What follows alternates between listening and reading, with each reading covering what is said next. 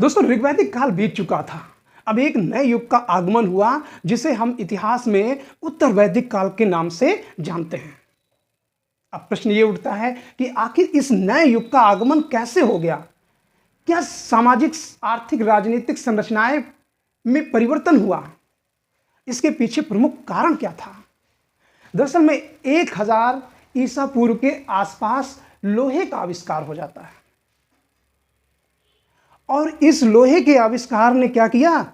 मानव के जीवन में न केवल सामाजिक क्षेत्र में बल्कि आर्थिक, राजनीतिक, धार्मिक सभी क्षेत्रों में व्यापक रूप से परिवर्तन कर दिया। अब कैसे परिवर्तन किया, यही विषय हमें समझने की जरूरत है। तो उत्तर वैदिक काल में जब लोहे का आविष्कार हुआ, यानी मानव के जीवन में लोहे का प्रयोग की शुरुआत हो गई, तो लोहा मानव के जीवन में अब तक प्रयोग की जाने वाली सबसे हार्ड धातु थी, कठिन मतलब मजबूत धातु थी। अभी तक यानी ऋग्वैदिक काल से पहले हलों के फाल या तो लकड़ी के बनाए जाते थे, या तांबे के बनाए जाते होंगे, या पीतल के बनाए जाते रहे होंगे, और ये या कांसे के बनाए जाते थे। तो इनमें से कोई भी उतना मजबूत और उतनी गहरी जुताई नहीं कर सकता था जितना कि लोहा कर सकता था। परिणाम स्वरूप लोहे के प्रयोग ने क्या किया? गहरी जुताई को बल प्रदान कर दिया, यानी गहरी जुताई किया। परिणाम स्वरूप क्या हुआ? नाइट्रोजन का स्थिरीकरण हुआ, यानी नाइट्रोजन की मात्रा खेतों में बढ़ गई, और परिणाम स्वरूप क्या हुआ? खाद्यान्न में बढ़ोतरी हुई। और जब खाद्यान्न में बढ़ोतरी हुई तो जाहिर सी बात है समाज में बहुत सारे परिवर्तन हो जाएंगे। वर्ग विभाजन होगा, समाज में वर्ण विभाजन होगा, फिर वर्ग विभाजन होगा, और साथ साथ राजनीतिक क्षेत्र में प्रयोग होगा लोहे का व्यापक रूप से में। अब लोहे का कैसा प्रयोग होगा? अभी तक हथियार किसके बनाए जाते थे? जाहिर सी बात है जो पहले धातु में प्रयोग की जाती रही होंगी, लाठी, डंडे या तांबे या पीतल के औजार उतने कारगर नहीं साबित हो पा रहे थे जितना कि इस नई धातु यानी लोहे के प्रयोग ने साबित कर दिया।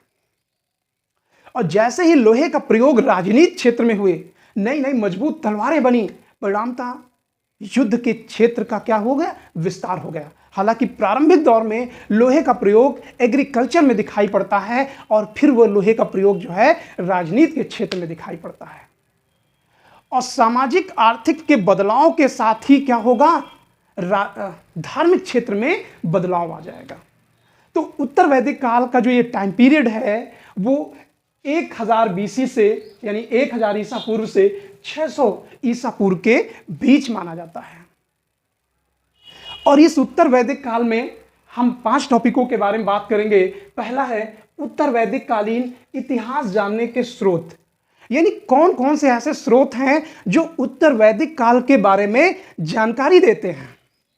और दूसरा है उत्तर वैदिक कालीन राजनीतिक जीवन, यानी इस लोहे ने राजनीतिक जीवन में कैसे परिवर्तन कर दिया, किस तरीके से समाज में जो कबीलाई समूह था वो धीरे धीरे जन से जनपद में धीरे धीरे कन्वर्ट होने लगा, यानी बदलने लगा।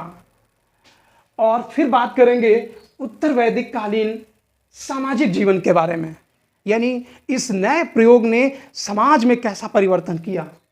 और फिर बात करेंगे उत्तर वैदिक कालीन आर्थिक जीवन में क्या परिवर्तन हुआ। और अंतिम पॉइंट है उत्तर वैदिक कालीन धार्मिक जीवन। तो इन 5 बिंदुओं में उत्तर वैदिक कालीन के बारे में हम लोग चर्चा करेंगे। तो आज का जो टॉपिक है इतिहास जानने के स्रोत, यानी उत्तर वैदिक काल का इतिहास हम कैसे जानते हैं उस बारे में हम लोग बात करेंगे। तो उत्तर वैदिक काल के इतिहास जानने के स्रोतों में 2 स्रोत हमें महत्वपूर्ण मिलते हैं। पहला है पुरातात्विक साक्ष्य। अब पुरातात्विक साक्ष्य का मतलब क्या है? जो खुदाई में हमें प्रमाण मिलते हैं उसी को हम उत्तर वैदिक कालीन साक्ष्य के रूप में देखेंगे। और दूसरा है साहित्यिक साक्ष्य। और साहित्यिक साक्ष्य में यजुर्वेद, सामवेद, अथर्ववेद और जो अन्य ग्रंथ लिखे गए हैं उनसे हमें क्या क्या जानकारी मिलती है। तो दोस्तों हम लोग देखते हैं कि उत्तर वैदिक कालीन में लगभग उत्तर भारत में आर्यों का जो है व्यवस्थाएं क्या है, बड़ी मात्रा में संचालित होने लगे थे। क्योंकि उत्तर वैदिक कालीन यानी शतपथ ब्राह्मण ग्रंथ में नर्मदा नदी का उल्लेख मिलता है, ठीक है ना, गंगा का उल्लेख कई बार मिलने लगता है। तो जाहिर सी बात है कि अब जो पहले कबीलाई समूह था ऋग्वैदिक काल में, अब वो कबीलाई से जन बन गया और जन से क्या हो गया, जनपद बनने की शुरुआत हो गई। उसके बाद 6ठी शताब्दी ईसा पूर्व में हम लोग पढ़ेंगे आगे चल के महाजनपद काल, महाजनपद। तो इस तरीके से क्या हो गया, कबीलाई समूह से जन और जन से क्या हो गया जनपद, और जनपद से महाजनपद के रूप में क्या हो गया, बदल गया। तो इतिहास जानने के स्रोतों में सबसे पहले हम लोग बात करेंगे पुरातात्विक साक्ष्य के बारे में। अब पुरातात्विक साक्ष्य से संबंधित क्या क्या प्रश्न पूछे जाते हैं, इन सारे प्रश्नों के बारे में हम लोग डिस्कशन करेंगे। सबसे पहले हम देखते हैं उत्तर वैदिक काल का जो समय है वो 1000 BC से 600 ईसा पूर्व के बीच माना जाता है। कितना, 600 ईसा पूर्व के बीच। अब उत्तर वैदिक काल के अध्ययन के 2 स्रोत हैं और इनमें से पहला है पुरातात्विक साक्ष्य और दूसरा क्या है, साहित्यिक साक्ष्य। पुरातत्व के साक्ष्य के बारे में देखते हैं कौन कौन से हैं। उत्तर वैदिक काल के अध्ययन के लिए खुदाई में 2 चीजें मिली हैं। पहला है चित्रित धूसर मृदभांड, यानी कई ऐसे जगह हैं जहां से खुदाई हुई है, वहां से चित्रित मतलब जिसमें चित्रकारी की गई हो, और धूसर मतलब यानी कलर है, धूसर कलर, और मृदभांड का मतलब मिट्टी के बर्तन, यानी ऐसे चित्रकारी मिट्टी के बर्तन जो धूसर कलर के हैं वो मिलते हैं। और ये प्रश्न ये पूछा जाता है कि ये किस काल के हैं, तो ये उत्तर वैदिक काल के हैं, चित्रित धूसर मृदभांड, ठीक है ना। इसी को हम पेंटेड ग्रेवेयर भी कहते हैं, PGW के नाम से संबोधित किए जाते हैं उत्तर वैदिक कालीन उपकरण, मिट्टी के बर्तन, ठीक है ना। तो और दूसरा क्या है, लोहे के उपकरण, यानी उत्तर वैदिक काल में कई जगह से खुदाई हुई और उन खुदाइयों से क्या है, लोहे के उपकरण मिलने लगे हैं। हालांकि इससे पहले आपने पाषाण काल पढ़ा, नवपाषाणकालीन बस्तियां पढ़ा, प्राक सेंधो पढ़ा, सेंधो सभ्यता के बारे में पढ़ा, ऋग्वैदिक काल के बारे में पढ़ा, और कहीं भी लोहे के प्रमाण नहीं मिलते हैं। और लोहे का प्रमाण पहली बार मिलता है तो कब मिलता है, उत्तर वैदिक काल में।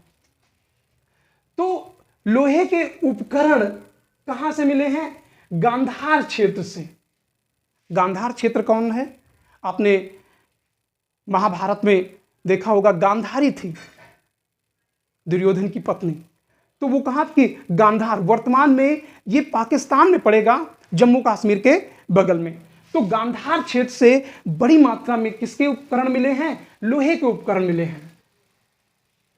और ये लोहे के उपकरण 1000 ईसा पूर्व के आसपास है, और इनका उपयोग खेतों की जुताई में, पेड़ की कटाई में और धारदार हथियारों को बनाने में बेहतर रूप से किया गया। अब 1000 ईसा पूर्व के आसपास तो गांधार क्षेत्र में मिलते हैं।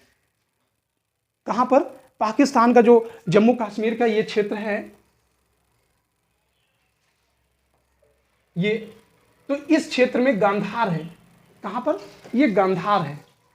तो गांधार क्षेत्र में जो लोहे के प्रमाण मिलते हैं वो कब के हैं, 1000 BC यानी ईसा पूर्व के। लेकिन इसके बाद लगभग 200 सालों बाद, कितने, 200 सालों बाद इन लोहों का प्रयोग यानी इन लौह उपकरणों का उपयोग 800 BC में, कितना, 800 BC में यानी 800 ईसा पूर्व में कहां पर देखने को मिलता है, गंगा और यमुना दोआब में देखने को मिलता है। ठीक है ना। तो अब लोहे का प्रयोग क्या होने लगा, धीरे धीरे जैसे जैसे समय बीतता जा रहा था, लोहे का प्रयोग व्यापक रूप से बढ़ता जा रहा था। प्रारंभ में गांधार क्षेत्र में, उसके बाद गंगा यमुना दोआब में 800 ईसा पूर्व के बाद, ईसा पूर्व के आसपास दिखाई पड़ता है। और ये क्षेत्र कौन कौन से हैं, गंगा यमुना क्षेत्र में कौन कौन से हैं? अतरंजी खेड़ा। पूछा जाता है उत्तर वैदिक काल में लोहे के उपकरण कहां कहां से मिलते हैं, तो लोहे के उपकरण अतरंजी खेड़ा, दूसरा है जखेड़ा, हस्तिनापुर, नोह। तो दोस्तों ये ज्यादातर ये स्थल कहां पर है? हरियाणा के आसपास है, हरियाणा के आसपास है। तो उसके बाद जैसे जैसे समय बीतता जा रहा था, लोहे के ज्ञान में पूर्वी, उत्तर एवं विदेह में तक फैल गया। यानी लोहे का प्रसार उत्तर पश्चिम से दक्षिण पूर्व की तरफ हो रहा है। यानी यहां पर गांधार था, गांधार से गंगा और यमुना दोआब में आया, और फिर ये उत्तर प्रदेश होते हुए आगे बढ़ा बिहार तक, यानी विदेह राज्य तक। तो इस तरीके से लोहे का जो प्रसार है वो इस दिशा में आगे क्या था, बढ़ रहा था। यानी इसकी दिशा क्या होगी, ये हो जाएगी। सबसे पुराने साक्ष्य 700 ईसा पूर्व के हैं, और अतरंजी खेड़ा में पहली बार कृषि संबंधित 9 उपकरण प्राप्त हुए हैं। अतरंजी खेड़ा कहां है? बिहार में। ठीक है ना, सॉरी, अतरंजी खेड़ा कहां है? हरियाणा में। और यहां से पहली बार जो लौह उपकरण मिले हैं वो किसके मिले हैं? कृषि उपकरण के रूप में मिले हैं। और कितने उपकरण प्राप्त हुए हैं? टोटल 9 उपकरण प्राप्त हुए हैं। उसके बाद हम लोग देखते हैं बनारस के पास। ठीक है ना, बनारस के पास एक जिला है चंदौली जनपद। ठीक है ना, यहां से मल्हारपुर स्थल है। पूछा जाता है मल्हारपुर किस लिए जाना जाता है, तो उत्तर वैदिक काल में लोहे के प्राचीनतम प्रमाण कहां से मिलते हैं? मल्हारपुर से। और मल्हारपुर कहां पर है? बनारस के पास चंदौली जनपद में। और यहां से लोहे के प्राचीनतम प्रमाण मिले हैं। इस काल में यानी उत्तर वैदिक काल में नया ढांचा विकसित हुआ। अब कौन सा ढांचा विकसित हुआ? यानी लोहे के प्रयोग ने क्या किया? मानव के जीवन में परिवर्तन कर देता है। अब दोस्तों अगर लोहे के प्रयोग को हम देखेंगे तलवारों को बनाने में, या घोड़ों के नाल के रूप में जब मध्यकालीन के शुरुआत में प्रयोग होगा, तो घोड़ों के पैरों में जब नाल पड़ते हैं तो एक लंबी दूरी तक युद्ध करने में सक्षम होते हैं। और जाहिर सी बात है जब घोड़ों के पैरों में नाल पड़ेंगे, और नाल से क्या है, घोड़े थकते नहीं हैं, तो लंबी दूरी तक युद्ध करने की क्षमता बढ़ जाएगी। तो लोहे के जो परिवर्तन है समय समय पर क्या है, व्यापक उपयोग में होता रहा है। और जब इस लोहे का प्रयोग घरों के क्षेत्र में होगा तो जाहिर सी बात है बड़ी मात्रा में घर बनने शुरुआत हो जाएंगे, मजबूत टिकाऊ घर बनेंगे। और जब इस लोहे का प्रयोग यातायात में होगा तो पूरी अर्थव्यवस्था मजबूत हो जाएगी। तो लोहे का प्रयोग जो है समय समय पर अलग अलग तरीकों से होता रहा है। तो यहां पर लोहे का प्रयोग किसमें? कृषि क्षेत्र में होने लगी। अब इसका परिणाम क्या हुआ? कबीलाई संरचना में दरार पड़ गई। यानी जो लोग कबीलों के समूह के रूप में एक स्थान से दूसरे स्थान पर चले जाया करते थे, अब लोहे के बल पर उन्होंने क्या किया? खेती करने की शुरुआत कर दी। और जाहिर सी बात है खेत जब बनाए जाएंगे, खेतों का व्यवस्थित किया जाएगा, खेतों में फसल उगाई जाएगी, तो उसके लिए स्थायी रूप से रहना पड़ेगा। तो इसीलिए कहा गया है कि लोहे ने कृषि उपकरणों में क्या किया, कृषि अर्थव्यवस्था में व्यापक परिवर्तन किया और परिणाम स्वरूप कबीलाई संरचना में दरार पड़ गई, यानी कबीलाई संरचना टूटने लगी। अब टूटने का मतलब क्या है? जाहिर सी बात है, कबीला समूह पशुओं को चराते हुए एक स्थान से दूसरे स्थान तक चला जाता था। अब कुछ कबीलों ने कहा, ऐसा है कि कुछ लोगों ने कहा हम बार बार कहाँ भ्रमण करेंगे, हम अपनी खेती देखेंगे। तो कबीलों में क्या हो गया, बिखराव हो गया, क्योंकि कुछ लोग पशुओं को चराना पसंद किए, पशुपालन पसंद किए, और कुछ लोगों ने खेती करना शुरू कर दिया।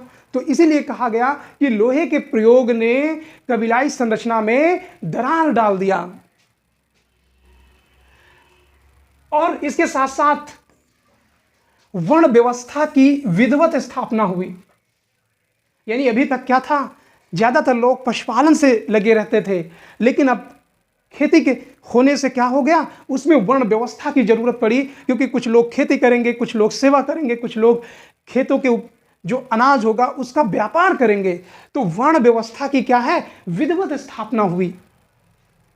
क्षेत्रीय गणराज्यों का उदय हो गया, यानी जन से, यानी कबीलाई व्यवस्था क्या हो गई, टूट गई, और परिणाम स्वरूप जन हो गए, और जन से क्या हो गए, जनपद हो गए, नगर बसने की शुरुआत हो गई। लोहे के प्रयोग ने एक व्यापक परिवर्तन कर दिया, और इसके साथ साथ विशेषीकरण शिल्पियों का उदय हुआ। विशेषीकरण का मतलब क्या है? जैसे कोई लोहे का काम करने वाले लोहार के रूप में एक नया वर्ग सामने आया, ठीक है ना।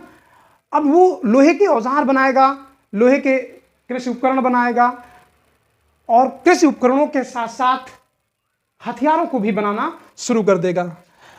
और एक नए युग में, इस नए युग में क्या होगा, कारपेंटर भी, यानी बढ़ई भी जो है अपना कार्य करना शुरू करेगा।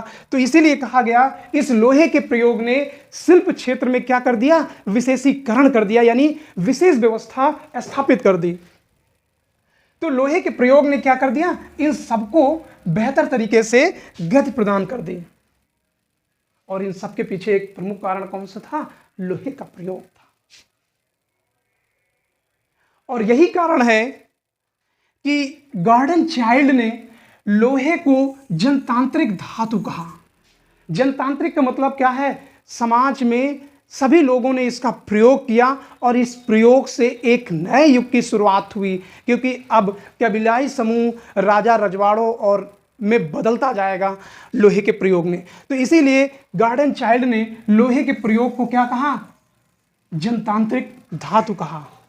लेकिन उत्तर वैदिक काल में लोहे का सर्वाधिक उपयोग युद्ध उपकरण में हुआ, और कृषि उपकरण में उतना नहीं हुआ, ठीक है ना। क्योंकि बड़ी मात्रा में क्या हो गया, हथियार बनने लगे, तलवार बनने लगी, ढाल बनने लगे, भाला बनने लगा, लोहे के विविध प्रकार के उपकरण बनने लगे। परिणाम स्वरूप क्या हो गया, लोहे का प्रयोग युद्ध क्षेत्र में व्यापक रूप से होने लगा, और कृषि उपकरण में उतना नहीं हुआ जितना कि युद्ध में। उसके बाद हम लोग देखते हैं साहित्यिक साक्ष्यों के बारे में। यानी साहित्यिक साक्ष्य कौन कौन से हैं, यानी किताबें कौन कौन से प्रमाण देते हैं कि यह युग उत्तर वैदिक काल था। तो उत्तर वैदिक काल में जो जानकारी के स्रोत हैं, उनमें पहला ग्रंथ है यजुर्वेद, और दूसरा ग्रंथ है सामवेद, और तीसरा ग्रंथ है अथर्ववेद। इसके साथ साथ इन ऋग्वैदिक के भी ब्राह्मण ग्रंथ लिखे गए, यजुर्वेद के, सामवेद, अथर्ववेद, इन वेदों के ब्राह्मण ग्रंथ, और इन वेदों के अरण्यक और कुछ के उपनिषद लिखे गए। और इस तरीके से उत्तर वैदिक काल के बारे में जो साहित्य में जानकारी मिलती है, यजुर्वेद, सामवेद, अथर्ववेद, इसके साथ साथ चारों वेद, ऋग्वेद, यजुर्वेद, सामवेद, अथर्ववेद के ब्राह्मण ग्रंथ, फिर चारों वेदों के, फिर प्रथम 3 वेदों के अरण्यक ग्रंथ, फिर चारों वेदों के उपनिषद लिखे गए हैं। उनसे उत्तर वैदिक काल के बारे में विशेष रूप से जानकारी मिलती है। और इन सभी ग्रंथों में जानकारी का सबसे बेहतर स्रोत अगर माना गया है तो वो है शतपथ ब्राह्मण के बारे में। शतपथ ब्राह्मण से उत्तर वैदिक काल के बारे में सबसे ज्यादा जानकारी मिलती है। शतपथ ब्राह्मण में उल्लेख मिलता है, क्या उल्लेख मिलता है, ठीक है ना, क्या उल्लेख मिलता है? विदेह माधव अपने पुरोहित गौतम रावगढ़ के साथ सरस्वती नदी से अग्नि द्वारा जंगलों को साफ करते हुए सदानीरा गंडक नदी तक यानी विदेह राज्य पहुंचे और यही आर्यों की पूर्वी सीमा थी। इस बात को समझिए, फिर चित्र में हम समझाते हैं। दो व्यक्ति थे, कौन? विदेह माधव और दूसरा इनके गुरु गौतम रावगढ़। ये दोनों लोग हरियाणा से यानी सरस्वती नदी के आसपास से चलकर, कहां से? सरस्वती नदी को आप इलाहाबाद मत लगाइएगा, सरस्वती नदी ये हरियाणा में है। तो हरियाणा से यानी सरस्वती नदी से चलकर जंगलों को साफ करते हुए, यानी आग लगा दी और जंगल को साफ करते हुए कहां पहुंचे? सदानीरा यानी गंडक नदी के तट पर और विदेह राज्य पहुंचे और आर्यों की यही पूर्वी सीमा थी। इसको हम लोग मैप में भी इस तरीके से समझ सकते हैं।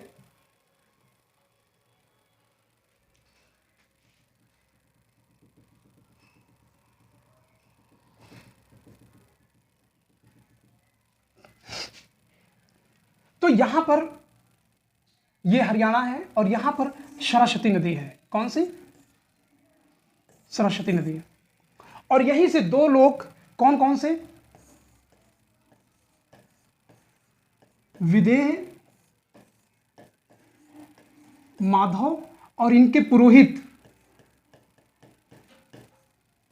गौतम रावगढ़, ये दोनों लोग इस क्षेत्र में बढ़े और किस तरीके से? आग द्वारा जंगलों को, जाहिर सी बात है बीच में दो नदियां पड़ी होंगी, नदियां तो बहुत सारी छोटी मोटी पड़ी होंगी, गंगा और यमुना, ये बड़ी नदियों को पार करते हुए आग द्वारा जंगलों को साफ कर दिया, आग लगा दी पूरे जंगल में। जाहिर सी बात है जब उत्तर वैदिक काल में ये पूरा का पूरा क्या है? घना जंगल रहा होगा। ये पूरा एरिया घना जंगल रहा होगा, तो इस जंगल में क्या कर दिया? आग लगा दिया और लोहे के उपकरण के द्वारा यानी कुल्हाड़ियों द्वारा पूरे जंगल को साफ करते हुए कहां पर पहुंचे? ये गंडक नदी है, गंडक। इसको ऋग्वेद यजुर्वेद में या उत्तर वैदिक काल में या शतपथ ब्राह्मण कह सकते हैं, इसको सदानीरा कहा गया है। क्या कहा गया है? सदानीरा। सदानीरा का मतलब है जिसमें हर समय जल रहे यानी पानी रहे, इसीलिए गंडक नदी को क्या कहा गया? सदानीरा। तो ये दोनों कहां पहुंचे? विदेह माधव और गौतम रावगढ़ गंडक नदी पार करके यहां पर विदेह राज्य था, विदेह राज्य। तो ये कहा जाता है कि यही आर्यों की क्या हो गई? पूर्वी सीमा हो गई। तो ये आपका पूरा कॉन्सेप्ट यहां से क्लियर होता है कि उत्तर वैदिक कालीन जानकारी के स्रोत, पुरातात्विक साक्ष्य और साहित्यिक साक्ष्य कंप्लीट होते हैं। और अगली क्लास में हम लोग बात करेंगे उत्तर वैदिक कालीन आर्यों की राजनीतिक जीवन के बारे में। तो आज की क्लास यहीं तक, फिर अगली क्लास में हम लोग बात करते हैं। अगर दोस्तों आपको अच्छा लगे तो मेरे चैनल को सब्सक्राइब करिए, लाइक करिए, कमेंट करिए, अपने दोस्तों को शेयर करिए। Thank you.